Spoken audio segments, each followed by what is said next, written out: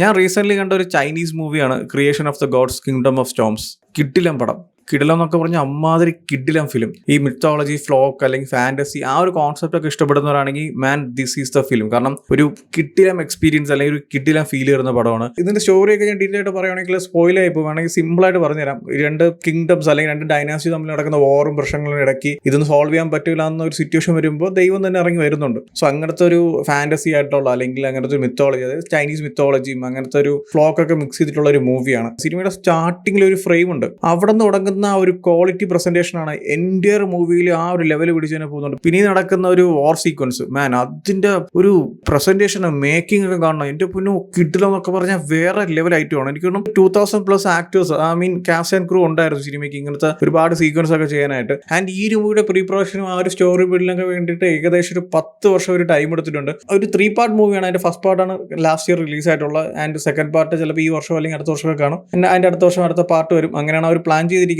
പക്ഷെ അതിനെക്കുറിച്ചുള്ള അപ്ഡേറ്റ്സ് ഒന്നുമില്ല. സോ അത്ര ഒരു വലിയ ടൈമൊക്കെ എടുത്ത് അല്ലെങ്കിൽ അത്ര ക്വാളിറ്റി ആയിട്ടൊക്കെ മേക്ക് ചെയ്തൊരു മൂവിയാണ്. അപ്പോൾ ഇതിന്റെ സ്റ്റോറി എന്ന് പറയുന്നത് മിക്ക മിത്തോളജി അല്ലെങ്കിൽ ഫാന്റസി മൂവീസിലൊക്കെ കാണുന്ന ഒരു കോൺസെപ്റ്റ് ഒക്കെ നമുക്ക് തോന്നും. കാരണം ആ ഒരു ഗോഡ്സ് ബാക്കിയുള്ള കാര്യങ്ങളൊക്കെ. പക്ഷെ ഞാൻ മെയിൻലി സിനിമയെ കുറിച്ച് ഹൈലൈറ്റ് ചെയ്ത് പറയുന്നത് ഇതിന്റെ ക്വാളിറ്റി ആൻഡ് മേക്കിംഗ് ആണ്. കാരണം കിടിലം എന്നൊക്കെ പറഞ്ഞാൽ ഓരോ ഫ്രെയിംസിലെ ക്വാളിറ്റി നിങ്ങൾ കാണണം. ഈ വാർ സീക്വൻസ് ആയാലും ഒരു ചിലപ്പോൾ ഒന്നും കാണത്തില്ല, ഒരു കിങ്ഡത്തിന്റെ അകത്തിരുന്ന് കുറച്ചുപേര് സംസാരിക്കുന്നതായിരിക്കും, അല്ലെങ്കിൽ വിത്തിൻ സെക്കൻഡ്സ് ഒരു ഫ്രെയിമിൽ വന്ന് പോകുന്നതായിരിക്കും. അതുപോലും അത്ര ക്വാളിറ്റി ആയിട്ടാണ് അവർ പ്രസന്റ് ചെയ്തിരിക്കുന്നത്. VFX ആയാലും അതിന്റെ മേക്കിംഗ് ആയാലും ആ സ്റ്റണ്ട് സീക്വൻസ് ആയാലും അല്ലെങ്കിൽ എൻ്റയർ മൂവിയുടെ പ്രസന്റേഷൻ ഒക്കെ അടിപൊളിയാണ്. ഇപ്പോൾ ചൈനീസ് മൂവീസ് എന്ന് പറയുമ്പോൾ മിക്ക ഫാന്റസി മൂവീസോ അല്ലെങ്കിൽ ഇങ്ങനത്തെ ഒരു കോൺസെപ്റ്റ് മൂവീസ് ഒക്കെ വരുമ്പോൾ VFX ഒക്കെ കുറച്ച് ഡള്ളാവാറുണ്ട്. കാരണം സ്റ്റോറിയൊക്കെ കിടിലമായിരിക്കും അല്ലെങ്കിൽ ആ എൻ്റയർ മേക്കിങ്ങും പൊളിയായിരിക്കും. പക്ഷെ VFX ആ ഒരു സൈഡ് വരുമ്പോൾ കുറച്ച് ഷോക്ക് ആവാറുണ്ട്. പക്ഷെ ഈ ഒരു മൂവിയിൽ എല്ലാം കളറിങ്, ക്യാമറ, CGI, ആർട്ടിസ്റ്റിന്റെ പെർഫോമൻസ്, ആ ഒരു എൻ്റയർ സീൻ്റെ എക്സിക്യൂഷൻ, ഒരു വാർ സീക്വൻസ് ഒക്കെ ഉണ്ട്. അതൊക്കെ എടുത്തു വെച്ചിരിക്കുന്ന കാണാം. എൻ്റെ പൊന്നോ കിടിലമാണ്.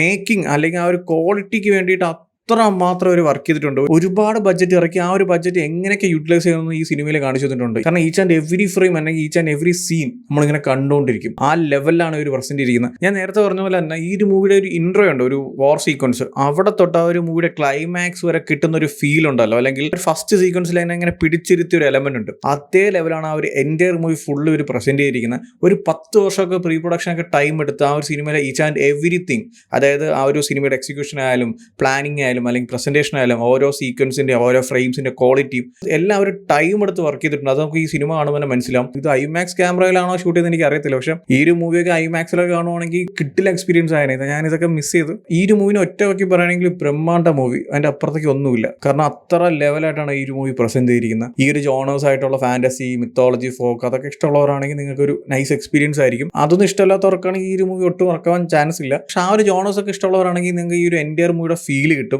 അത്ര നൈസ് മൂവിയാണ്. ജസ്റ്റ് കണ്ടു നോക്കുക. പ്രീ പ്രൊഡക്ഷന് വേണ്ടിയിട്ട് ഒരു 10 വർഷത്തെ ടൈം എടുത്ത് ആ ഒരു മൂവിയുടെ എല്ലാ കാര്യങ്ങളും പെർഫെക്റ്റ് ആയിട്ട് ചെയ്ത് ആ ഒരു കാസ്റ്റ് ആൻഡ് ക്രൂ തന്നെ 2000 മേലെ ആൾക്കാരുണ്ട്. എല്ലാവരും സെറ്റ് ചെയ്ത് ഇങ്ങനെ ഒരു ബ്രഹ്മാണ്ഡ മൂവി നിങ്ങളെ മുമ്പിൽ കൊണ്ടുവന്നിട്ട് നിങ്ങൾ കണ്ടില്ലെങ്കിൽ പിന്നെ എനിക്കൊന്നും പറയാനില്ല. ജസ്റ്റ് കണ്ടു നോക്കുക. ഒരു കിടിലം എക്സ്പീരിയൻസ് ആയിരിക്കും. സോ ഓൾറെഡി ഈ ഒരു മൂവി കണ്ടവരാണെങ്കിൽ നിങ്ങളെ ഒപ്പീനിയൻസ് എന്താ വെച്ചാൽ കമന്റ് ചെയ്യൂ. വീഡിയോ ഇഷ്ടപ്പെട്ടാൽ ലൈക്ക് ചെയ്യൂ, ഷെയർ ചെയ്യൂ. ഇതുപോലത്തെ കൂടുതൽ വീഡിയോസിന് ചാനൽ സബ്സ്ക്രൈബ് ചെയ്യൂ. Thank you so much.